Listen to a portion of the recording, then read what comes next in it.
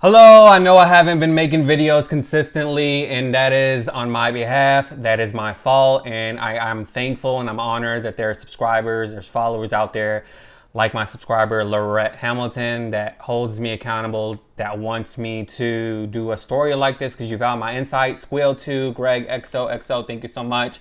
And so a lot of y'all wanted my insight on this whole Christiane Amanpour situation. And so Christiane Amanpour basically been at CNN since 1983. Before I continue, I also want to say subscribe and click the bell. And if you're new to my channel, please subscribe and click the bell. And everyone that's watching this, please share with your friends and your family members, because the algorithms on my channel is really messed up. And so the more, the merrier. So thank you so much. So she's been at CNN since 1983.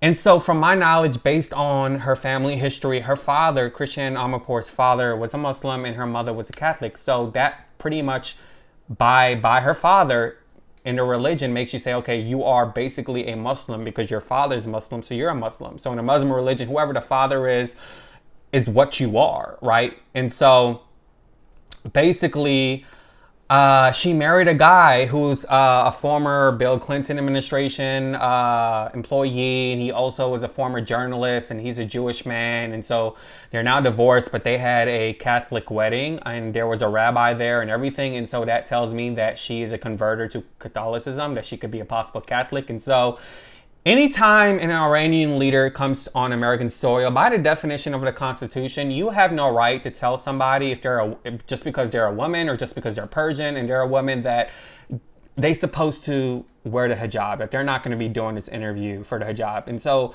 by the constitutional just history and everything, Christiane Amanpour was every right to refuse to wear it. And he decided that he wanted to wear that. He did not want to do that interview. And so by him just declining to do that interview just tells me, okay, this possibly could be for political optics. This could be, for kind of like a PR political standpoint as to what happened to the 22-year-old Iranian girl, Mahsa Amini, who was killed by the morality police, according to witnesses and according to a medical autopsy in Iran. And so that tells me that he is trying to save face and try to make Iran look better. And so one thing I do agree with the Iranian leader is that he is saying that American government is basically enticing this situation to a leverage standpoint. Now, this is not his words. This is just me paraphrasing it, because we all know that America is not an ally to Iran because they're just not. And they're scared for them to potentially have nuclear weapons. And so I do agree with him when he talks about how American government is using this as leverage to entice the Iranian government, because Iranians are the enemy to America, according to the Iranian leader, and just pretty obvious. And so, and I do agree with him because, this happens all the time. It happens all the time, and it's political reasons, it's politics, it's government, it's history. Shireen Abu Akleh, she's an American journalist, but she had Palestinian attached to her American name, and she was killed by Israeli forces, according to reports, and it was intentional.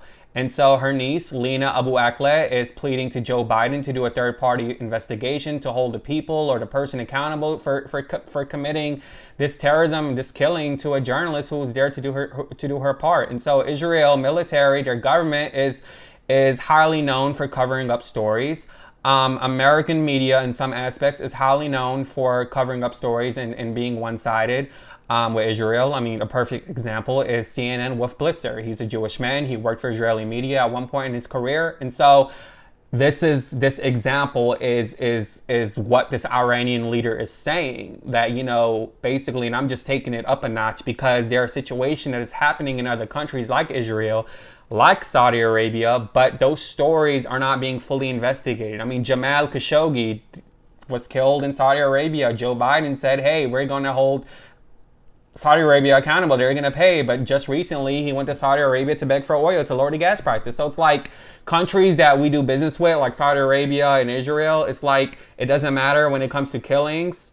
Like, it doesn't get the high media performances, just like, oh, they're going to pay. But because we're not an ally to Iran, this is what is happening. And so they're using Mahsa Amini's situation and in a situation with Christiane Amanpour to to basically be involved in Iran even more. And so I agree on that standpoint. I don't agree, of course, with him telling her she got to wear a hijab. I don't agree about gays being killed or women being forced to wear a hijab. Here in America, it's like, religiously speaking, wearing a hijab should be a choice. I know there's a lot of families in some areas, even in America, that force their kids that are females to wear a hijab.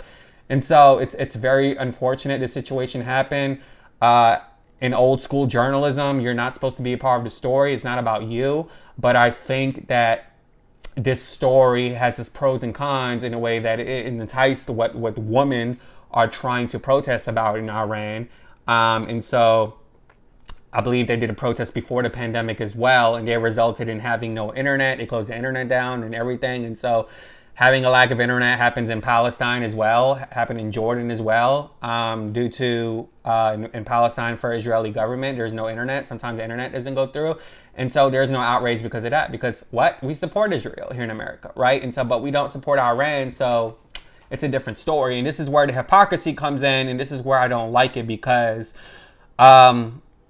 when stories come out in American media that represents overseas, I have limited trust. When Omicron came out, the African government were telling us they were mild, right? Here in America, they're throwing scare tactics, like literally places closed to clean up and everything. So you think I'm going to believe America? I'm going to believe the news in Africa. I'm going to believe the news in Africa because they're the one that were honest and they told us about it. They didn't have to, right? And Joe Biden decided to restrict 8 regions in Africa because of that response.